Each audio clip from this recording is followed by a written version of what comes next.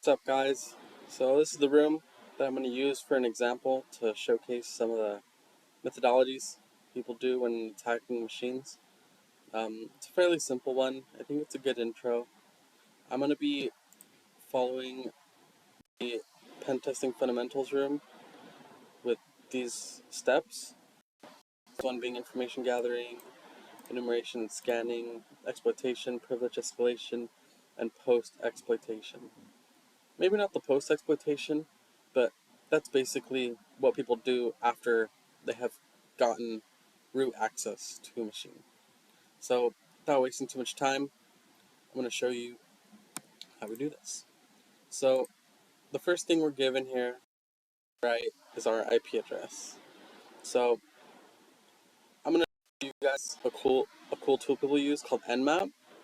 And essentially what that does is it'll scan an IP address to test for open ports. And essentially an open port is like, so we have an IP address, right? So here, IP address. Essentially, each one of these octets is made up of 8 bits. So if we find the sum of 8 bits, it's 256. But since we're counting 0, it's 0 through 255. So just a little fundamentals on an IP address. So what Nmap does is it'll scan this IP address for open ports. And what a port is it'll host different things on that IP address. So a common port is port 80, so that'll host HTTP. So let's say you have an IP address that hosts a website, then you host HTTP, and you can see here it can also host some things like FTP, which is File Transfer Protocol, which we may see when doing this room. So I'm gonna just show you how, just in case, like, you ever think about running Nmap on an IP address on someone? I'm going to show you what it looks like, because it's pretty loud, and especially if people have alerts set up, they're going to know that you're doing it. Just don't do it. But I'm just going to show you, because there's no better way to do it, to show you than by doing it. This is my network interface that I'm using. So these are 2 separate virtual machines that I'm running right now. I'm going to use the one on the left to scan the one on the right. It's already getting information, but it hasn't gotten any scans yet. I'll just show you how loud a scan is just by running a simple Nmap scan. So you see this thing got flooded pretty quick. So basically sending packets to every single port. Well, actually this Nmap scan only sending packets to the most common 1000 ports. Technically, if we wanted to send it to every single port, we would do P and then the IP address, but we don't really need to do that here. So yeah, this is basically what's happening. It's sending packets to the 1000 most common ports, and then it'll give you a back on if something is active there. So I'm going to close these virtual machines because I don't have a lot of RAM, and I'm going to use the virtual machine that Tryhackme gives us, so that way we can do this, which is right here. Alright, so, what's the, okay, so you talked a big game about being mostly hacker in the solar system, yada yada yada. Okay, I have an IP address. You were boasting on about your elite hacking skills in the bar, and a few bounty hunters decided to take you up on your claims. Prove your status to join them. Alright, so we have some tasks here. So, deploy the machine, I already did. Let's find open ports on the machine.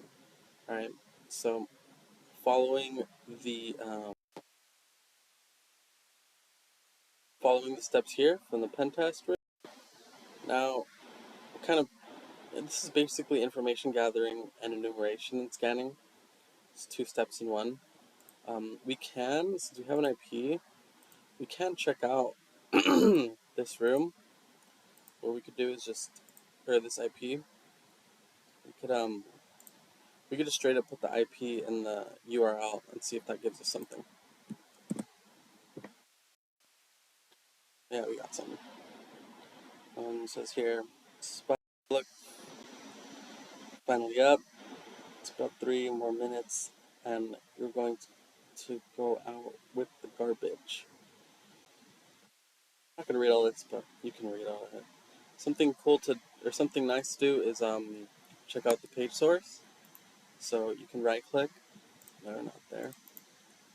You can click and view page source, or you could do the shortcut Control U, and you could see basically how this, what code, the HTML for this page.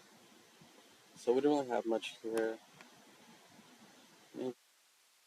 Side, probably not find anything here. Okay, so there's nothing there. Alright, so I'll just close that. So now we'll do the, let's run Nmap scan. Okay.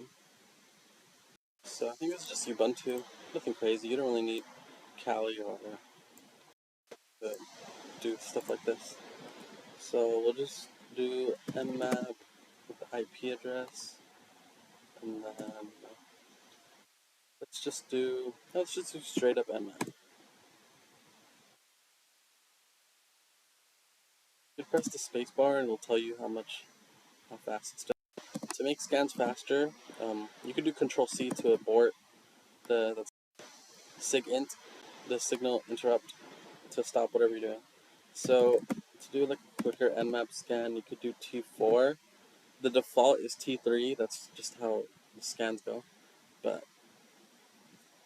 we'll do it with T4 just to make things faster. Yeah, it might take a second. Well, actually, so that way we get exposed to the ports that are open. We could actually do we could do capital V for verbose, and it'll show us the ports. Okay, so maybe not. Maybe it's lowercase v.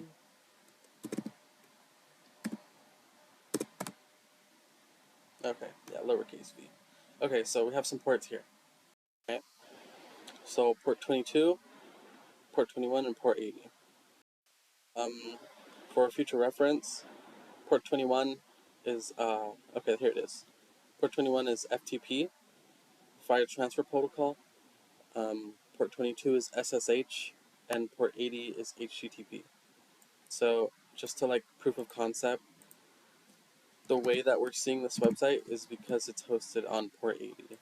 It changed by itself, but you could do colon and then 80, and then that's what it goes to.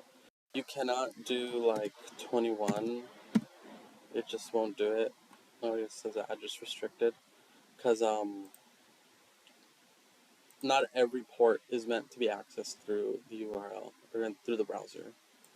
So yeah. So we have some ports. Alright. To minimize this. Alright, we have some ports. So ports open, we did. Step number 1. Find the open ports. Who wrote the task list? Alright. So we don't know what task list they're talking about. So let's just try to connect into one of these ports. So the way to do that is, let's just try FTP first. So FTP and then IP address. So we're trying to connect to the file transfer protocol of this IP that's hosting it. Now it's asking for a name. Something I didn't do when running my Nmap scan was I didn't enumerate the versions or the scripts. I could do that here. Oh, ChatGPT, no. Alright. Okay, so open tab. Alright, so this one you need to do it with sudo. Basically, sudo gives you root privileges to whatever you're doing. So sudo nmap type sv type sc. Basically, I'm gonna enumerate the IP with TechSV. I believe that's the enumerate the versions. So it's gonna check out what version of software it's using, and SC is for scripts. So it's gonna just check out basically the same thing, except in terms of what it's using for the scripts. I'm not quite an expert on Nmap. Nmap is pretty strong. It's like an art, honestly. All these tools are really good, but people who know how to use it well, it's an art for sure. So it's almost done. 84% done. So this is going to relate to the FTP. Alright.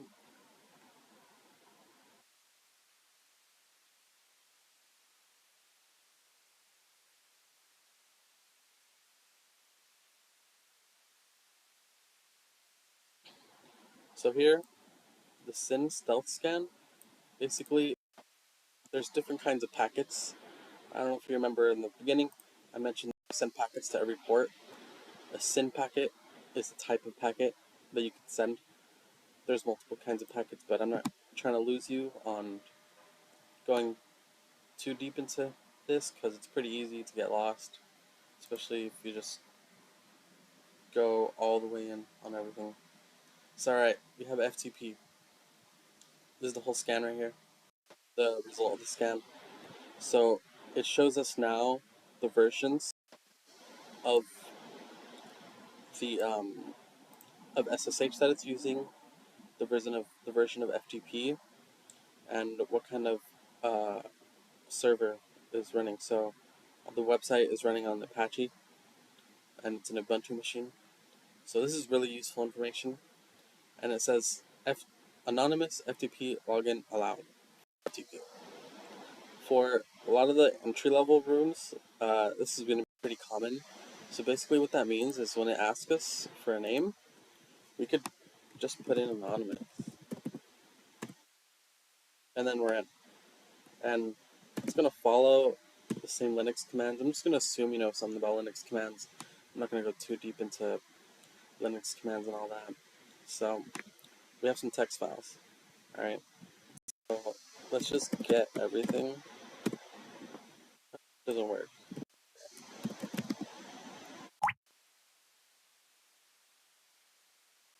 Get task.txt.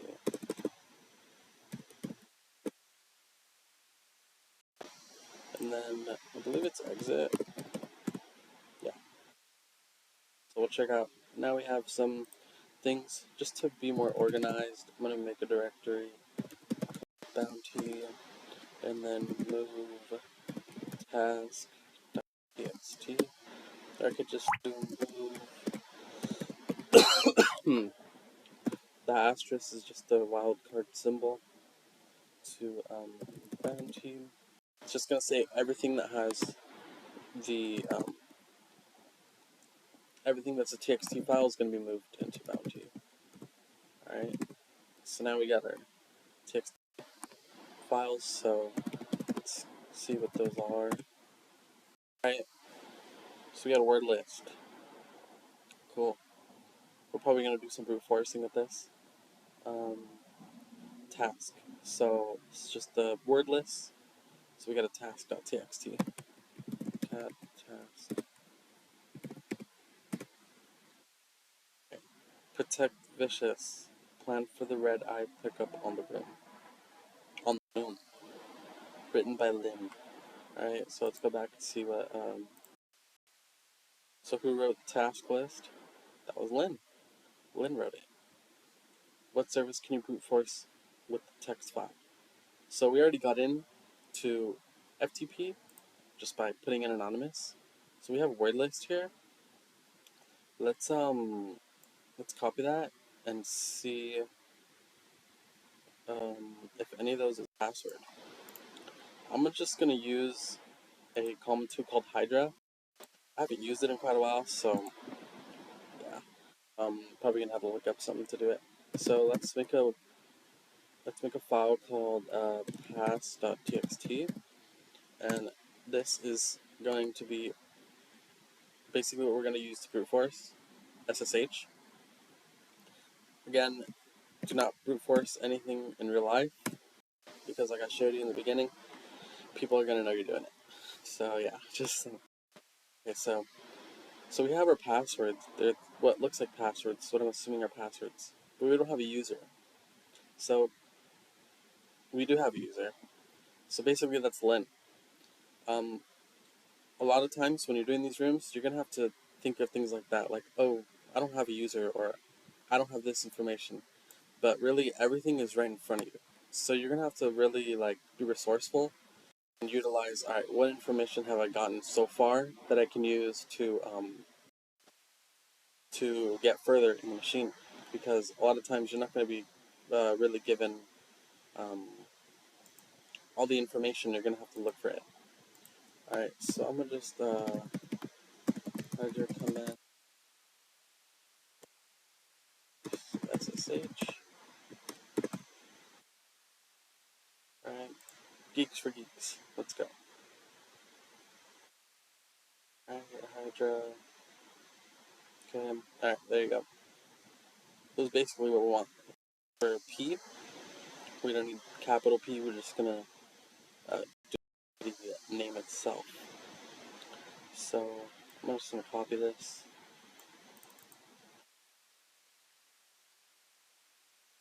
Copy.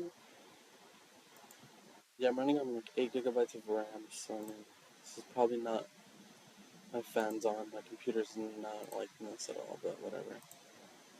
Alright, so I'm just gonna paste that there. Alright, so we have our user file. We're just gonna use Lin, so Hydra. So this is basically gonna scan all of it's gonna brute force all the passwords that we have to try and get a working password. So what did I call it? Pass.txt? The password file? Yes, I did. Okay, so Hydra IP pass.txt, and then do I think it's for a single user. Type lowercase l. Okay, so we'll do lowercase l on here. So lowercase l, then the IP. What is the IP? Normally I make notes, that way I don't have to go back and forth and everything, but this is just really quick. And then we're going to brute force the secure shell port and see if it works. Boom! Got a password. Alright, let's log in.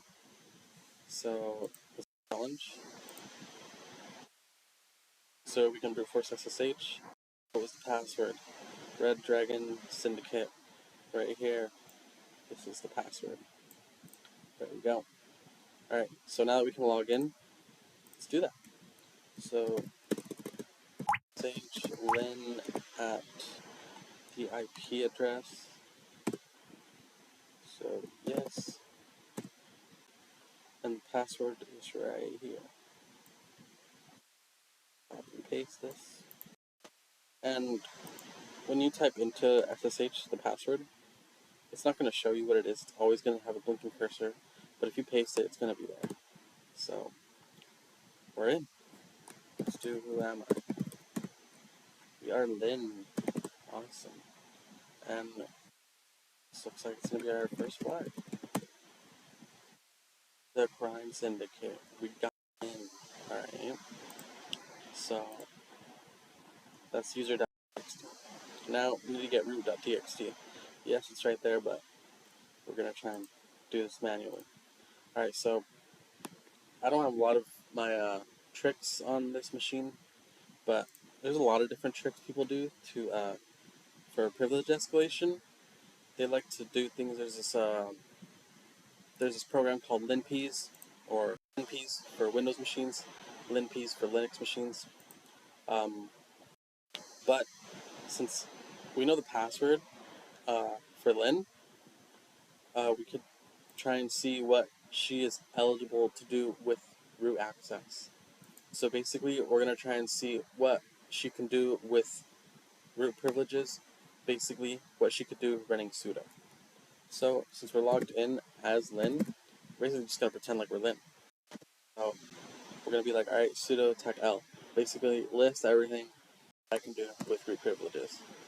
And password for Lynn, I think I still have it in my keyboard. Let's see if it works. Alright, so, oh, tar. We can run a program called tar.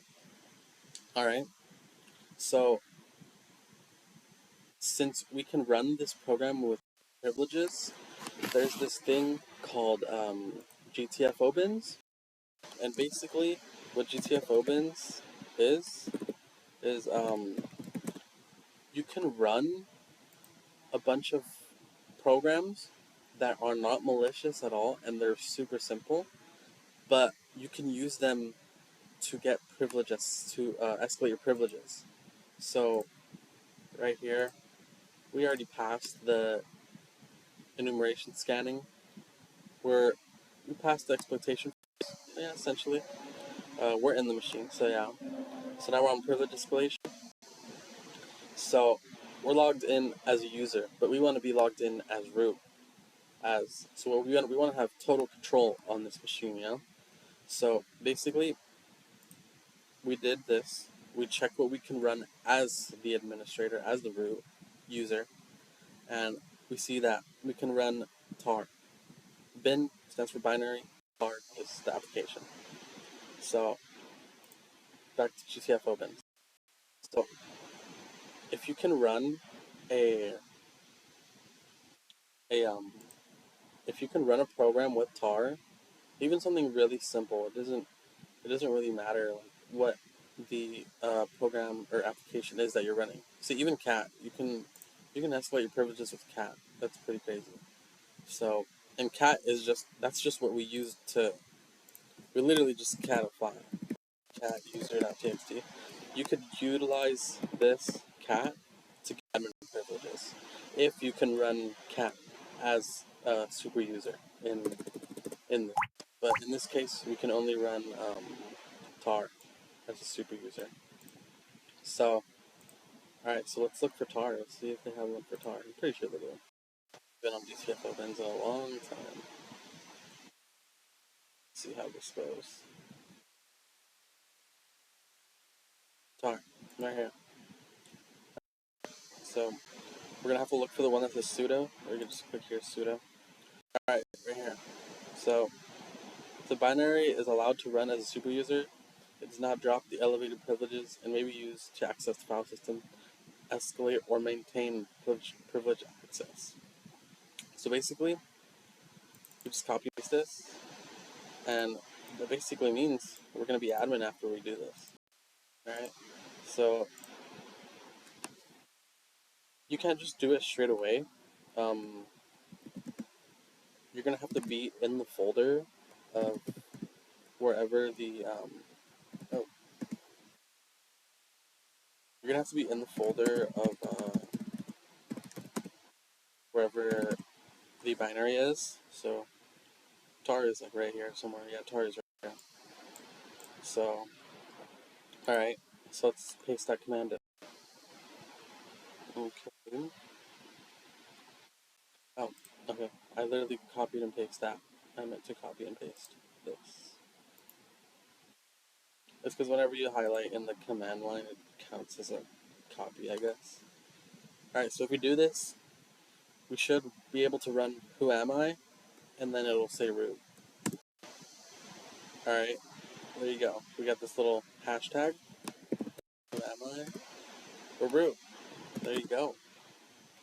So, I'm going to show you guys a little shortcut. So if you're ever looking for something in Linux, you could do this. So file/name, file/dash name, the name of your file, and then if you just do this, you're gonna get a bunch of stuff. You're gonna get actually we're not. But normally, for a regular user, you're gonna get a bunch of it's gonna say permission denied, but we're root, so we have access to everything. Um, yeah, we're root, so it's not gonna do that. Oh, see, it gave us one, but if we were a regular user, it'll give us a bunch. So, since we want to be some this as convenient as possible when we're looking at stuff on here, because it can be real messy. Just do tag name root.txt, and then do dev null, and that's basically going to take everything that is going to give us the messy output and put it in null, so we don't have to look at it. All right, so we know where our root flag. So let's cat that out. Or let's just.